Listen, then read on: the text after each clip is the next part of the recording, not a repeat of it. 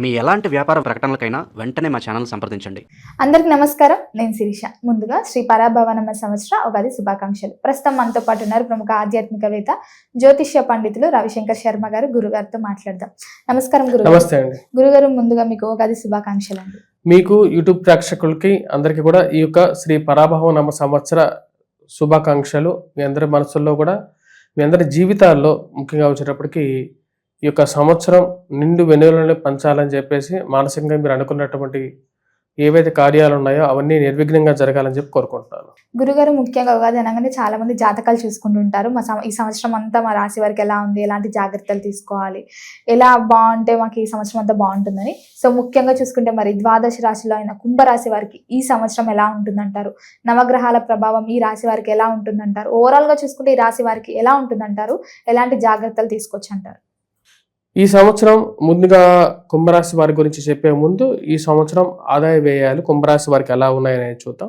కుంభరాశి వారికి ఆదాయం 2 గాను, అదేవిధంగా వ్యయం 8 గాను, రాజపూజ్యం 4 గాను, అవమానం 2 గాను ఉంది. ఈ సంవత్సరం ఈ రాశి వారికి ఎందుకని ఆదాయ వ్యయాల్లో ఇక వేరియేషన్ అనేది వస్తున్నది, ఆదాయం ఎందుకని తగ్గింది అంటే గత సంవత్సరంతో పోల్చుకుంటే గురువు ఈ సంవత్సరం వచ్చేటప్పటికి పంచమంలో మంచి స్థానంలో ఉన్నటువంటి గురువు షష్టమంలో ఉచ్చ స్థానంలోకి వెళ్తున్నాడు.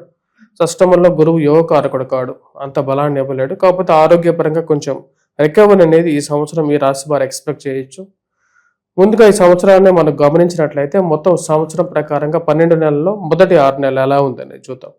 మొదటి 6 నెలల్లో ఈ రాశి వారికి అనుకూలంగానే ఉంటుంది. వృత్తిపరంగా వ్యాపార పరంగా అనుకూలంగా ఉంటుంది.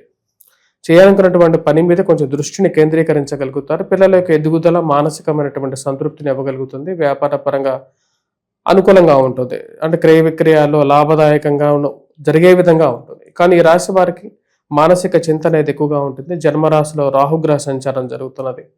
అనవసరమైనటువంటి గొడవలు, చికాకులు, భార్యాభర్తల మధ్య చిన్న చిన్న వైరాలు కలుగుతూ ఉంటాయి. వీటితో పాటు బంధువులు కలిగించేటువంటి బాధలు ఇంకొక రకంగా ఉండే విధంగా ఉంటుంది. కుటుంబంలో మనము అని చెప్పి మన మనసు చెప్పుకొని ఎవరికైనా ఏదైనా విషయం చెప్పుకున్నట్లయితే దాన్ని వాళ్ళు అడ్వాంటేజ్ తీసుకొని మళ్ళీ వాళ్ళే తిరిగి మాటలని మనసుని గాయపెట్టే వాళ్ళు ఎక్కువ అవుతారు రాశి వారికి. కాబట్టి వేరే వాళ్ళకి అసలు వీళ్ళ విషయాలు చెప్పకుండా ఉంటే కడుపు ఉబ్బరం, చెప్తే ఏమో ఇంకొక బాధ అనే విధంగా ఉంటుంది అన్నమాట. 2 బాధలు ఉంటాయి. చెప్పలేకపోతే ఒక బాధ, చెప్తే ఒక బాధలాగా ఉంటుంది అన్నమాట.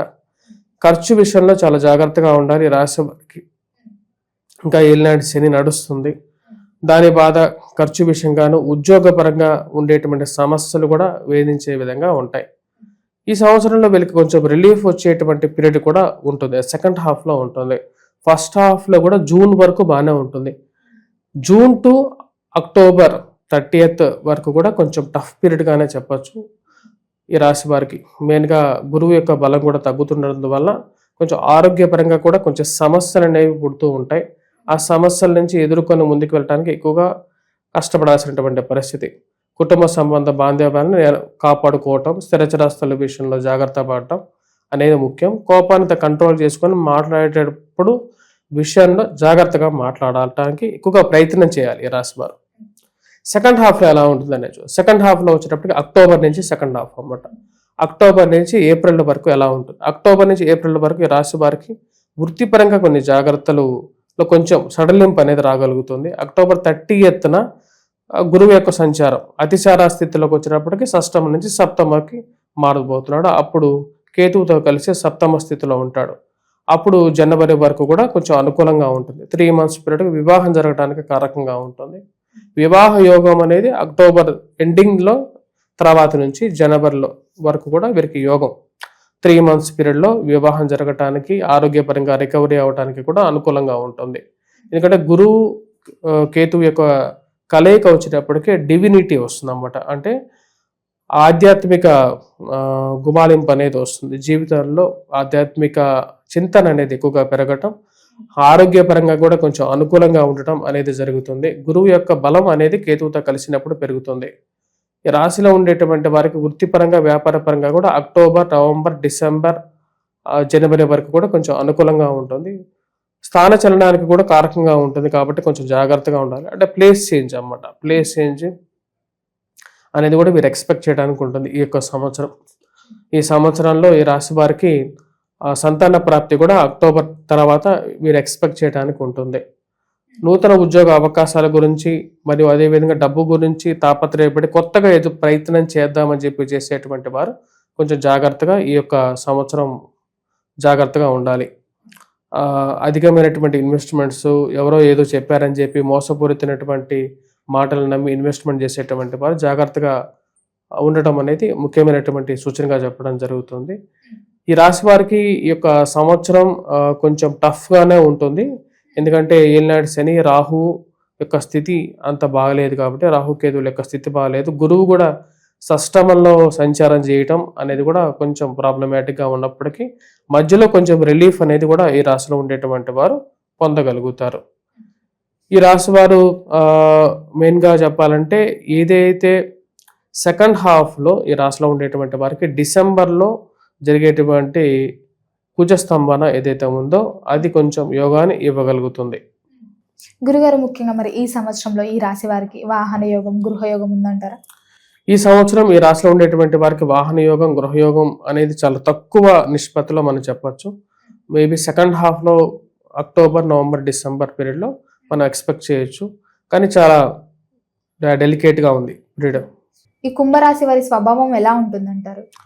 ఈ సంవత్సరం ఈ రాశిలో ఉండేటువంటి వారికి కష్టాలు, సుడిగుండాలు, కొన్ని కాంప్రమైజెస్, దాని తర్వాత సర్దుకుపోవాల్సినటువంటి పరిస్థితులు ఎదురవుతూ ఉంటాయి.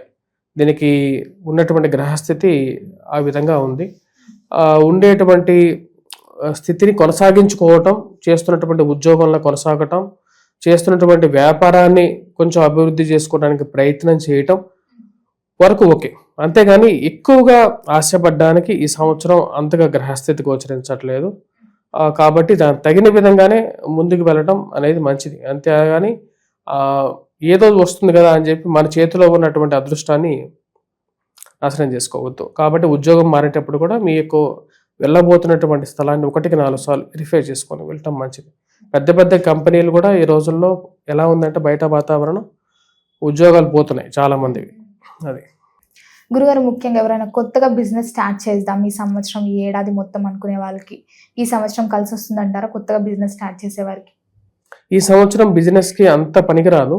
ఫస్ట్ హాఫ్ అయితే అసలు నేను యాక్సెప్ట్ చేయను. సెకండ్ హాఫ్లో వాళ్ళు ఎక్స్పెక్ట్ చేయొచ్చు. కొంచెం ఏదైనా ప్లాన్ చేయాలనుకున్నా సరే వాళ్ళ వ్యక్తిగత జాతకం కొంచెం అనుకూలంగా ఉన్నట్లయితే వాళ్ళు ప్లాన్ చేయొచ్చు. గవర్నమెంట్ జాబ్స్ కి ప్రిపేర్ అయ్యే వాళ్ళకి కొట్టే ఛాన్స్ ఉందంటారా? గవర్నమెంట్ జాబ్స్ ఈ సంవత్సరం కొద్దిగా టఫ్ పరిస్థితిలో సెకండ్ హాఫ్ లో బాగుంటుంది.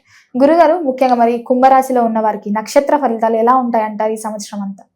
ఈ సంవత్సరం ఈ యొక్క రాశిలో ఉండేటువంటి వారికి ముఖ్యంగా వచ్చేటప్పటికి కుంభరాశి నక్షత్ర ఫలితాలు అంటే కందాయ ఫలితం ఎలా ఉందనేది చూద్దాం. ధనిష్ట నక్షత్ర జాతకులు ఎవరైతే ఉన్నారో ధనిష్ట నక్షత్ర జాతకులకి ముఖ్యంగా వచ్చేటప్పటికి ప్రథమార్థంలో అంటే first 4 months starting from April, మార్చి నుంచి చూసుకున్నట్లయితే మనకు జూలై వరకు చాలా మంచి ఫలితాలు ఉన్నాయి. వృత్తిపరంగా, వ్యాపార పరంగా, ఆరోగ్యపరంగాను అనుకూలంగా ఉంటుంది. చేసేటువంటి పనిలో లాభదాయకంగా ఉంటుంది. అదేవిధంగా వచ్చేటప్పటికి విద్యార్థులకు కూడా అనుకూలమైనటువంటి ఫలితాలు జూలై వరకు పొందగలుగుతారు.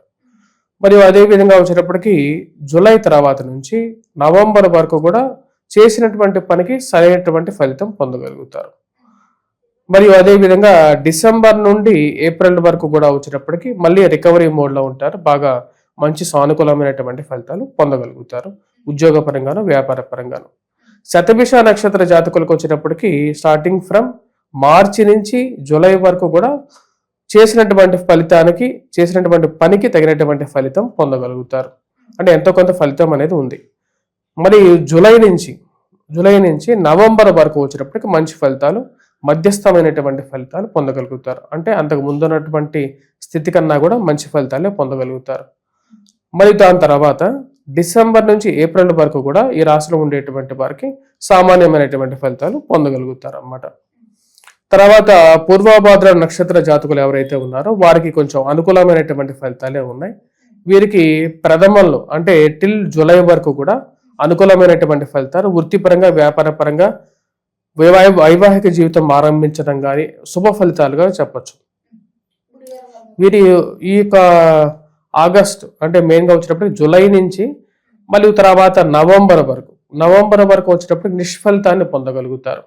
అంటే ఎక్కువసార్లు ప్రయత్నం చేస్తే కానీ ఫలితం వచ్చేటువంటి స్థితి అనేది ఈ యొక్క పీరియడ్లో ఉండదన్నమాట. దీని తర్వాత మళ్ళీ డిసెంబర్ నుంచి ఏప్రిల్ వరకు కూడా మళ్ళీ సానుకూలమైనటువంటి ఫలితాలు వృత్తిపరంగాను వ్యాపార పరంగాను ఈ యొక్క నక్షత్ర జాతకులు పొందగలుగుతారు. అంటే ఒకే రాశిలో ఉండేటువంటి 3 నక్షత్రాల్లో ఒక్కొక్క నక్షత్రానికి ఒక్కొక్క విధంగా ఒక్కొక్క సమయంలో ఫలితం అనేది ఉంది. అంటే కాబట్టి ఏ నక్షత్రానికి ఏ విధంగా ఉందో ఆ విధంగానే ఫలితం అనేది పొందగలుగుతారు. ఇప్పుడు ఇదే నక్షత్ర రాశిలో మనం చూసుకున్నట్లయితే ధనిష్ట నక్షత్ర జాతకులకి అనుకూలంగానే ఉంది, కాకపోతే రాశి ప్రకారంగా వారికి బాగలేదు. కాబట్టి ధనిష్ట నక్షత్ర జాతకులకి బాగానే ఉంటుంది అనుకోవచ్చు మనం. అది గురుగారు, మరి మొత్తం మీద అందరికీ అనుకూలంగా ఉండాలంటే ఈ సంవత్సరం అంతా ఏ దైవాదన చేయమంటారు? ఎలాంటి పరిహారాలు చేసుకోవచ్చు అంటారు? ఈ రాశిలో ఉండేటువంటి వారు ముఖ్యంగా పరిహారం చేసుకోవాల్సింది దుర్గాదేవిని ఎక్కువగా పూజించాలి. మానసికమైనటువంటి వైవాహిక జీవితంలోనూ ఇరుగు పొరుగు సఖ్యత విషయంలోనూ అనుకూలంగా చికాకులు తగ్గిపోవటానికి, మానసిక ప్రశాంతత పొందటానికి 40 రోజుల మండల దీక్ష చేస్తే మంచిది. దాంతోపాటు వెంకటేశ్వర స్వామి ఆరాధన చేసుకోవటం అనేది కూడా మంచి ఫలితాలు ఇవ్వగలుగుతుంది. వాటితో పాటు మేధా దక్షిణామూర్తి శ్లోకాన్ని పఠించినట్లయితే ఈ యొక్క ఈ యొక్క రాశి వారికి అనుకూలంగా ఉంటుంది. గురుగారు, మొత్తం మీద ఈ సంవత్సరంలో కుంభరాశి వారికి ఎలా ఉండబోతుంది, ఎలాంటి జాగ్రత్తలు తీసుకోవాలో తెలియజేసినందుకు ధన్యవాదాలండి.